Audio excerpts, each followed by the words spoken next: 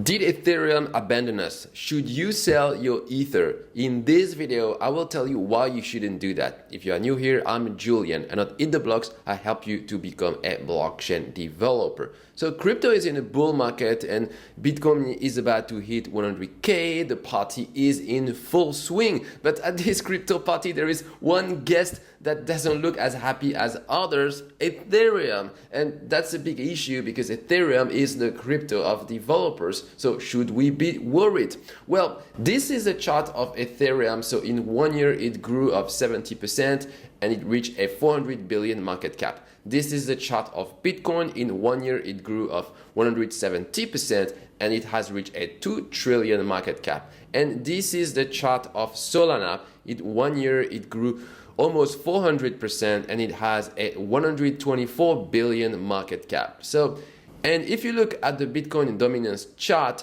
you will see that in 1 year, the Bitcoin dominance grew of 14% relative to Ethereum. So let's focus first on why Ethereum is lagging behind Bitcoin.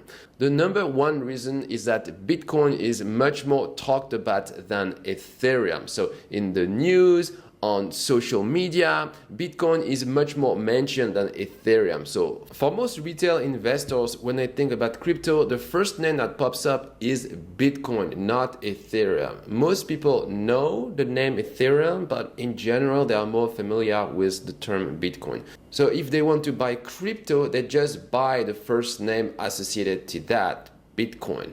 The second reason why people buy Bitcoin and not Ethereum is the narrative. So right now, there are two crypto ETFs, Bitcoin ETF and Ethereum ETFs. Financial companies wanted a simple story for investors. So that's why Bitcoin has been described as digital gold and Ethereum as digital silver. Silver is less valuable than gold, so investors prefer to buy Bitcoin. But it's just a narrative, and when you know crypto, it's pretty stupid. There's nothing that makes Ethereum less valuable. Let's look at the number. Bitcoin current inflation rate is 1.7% per year, and Ethereum is 0.15% per year. What about the technology? Well, Bitcoin can only do basic transactions.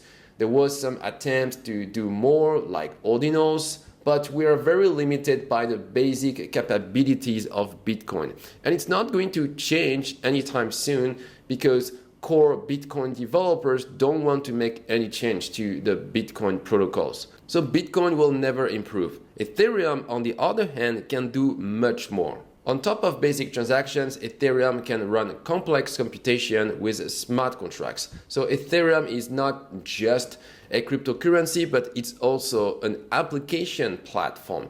And there is a whole ecosystem built on top of Ethereum. Take DeFi, take NFT. This happened on Ethereum, not Bitcoin. Take applications like Uniswap or Polymarket. They are on the Ethereum ecosystem, not Bitcoin.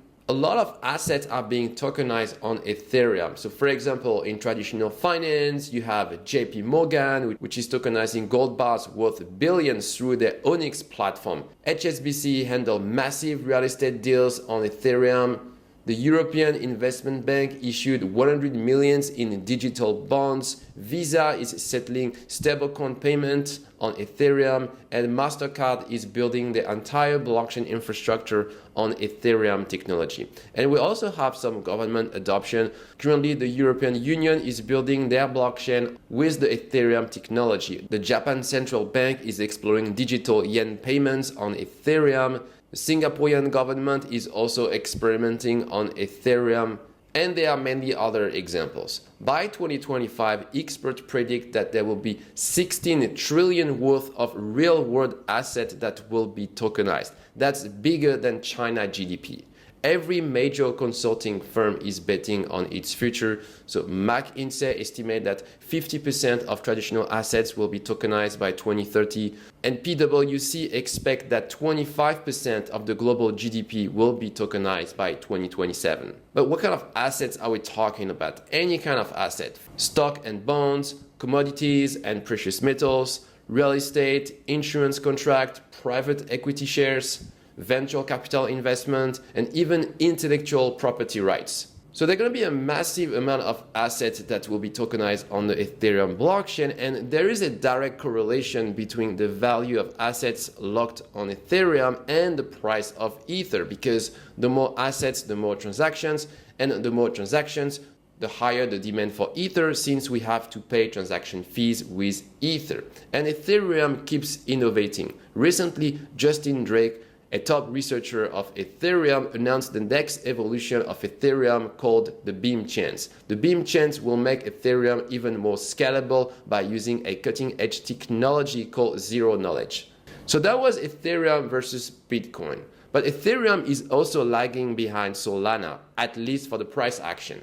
So why is that? Well, Ethereum and Solana have similar capabilities. They can both support basic transactions, but also smart contracts. However, Solana is more scalable than Ethereum, but there is a catch. Solana compromises on decentralization. It's just a glorified database.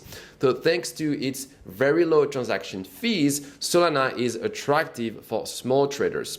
The one reason why Solana is pumping more than Ethereum is meme coins. Solana established itself as the center of meme coin trading with platforms like Pump.fun. But long term, it doesn't really matter. Meme coins are just a joke. What matters is where the tokenized assets will go. And that will go to a robust decentralized platform that will go to Ethereum.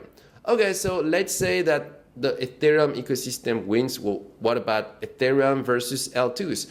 L2s are secondary blockchains that are connected to Ethereum with cheaper transaction fees. But won't these L2s make Ethereum less valuable since they compete with it? No. Think of these L2s as the B2C chains and Ethereum as the B2B chain.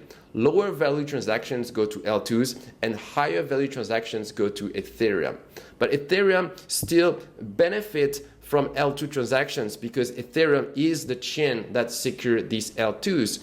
And these L2s regularly post transaction proof to Ethereum. So more transactions on L2s equal more transaction on Ethereum equal Ether price goes up. So if you are a blockchain developer, don't be sidetracked by the crypto market.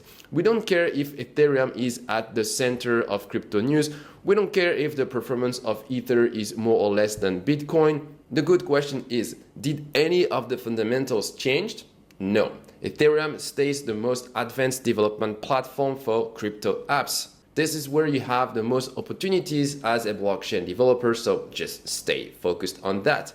So on November 29th, I'm launching a brand new blockchain academy, the 30-day academy. This is going to be a course platform based on challenges. You will have one challenge per day for 30 days. And for the launch on Black Friday, I'm going to do a special deal. To receive this deal, register with the link down below. All right, that's it for this video. Bye.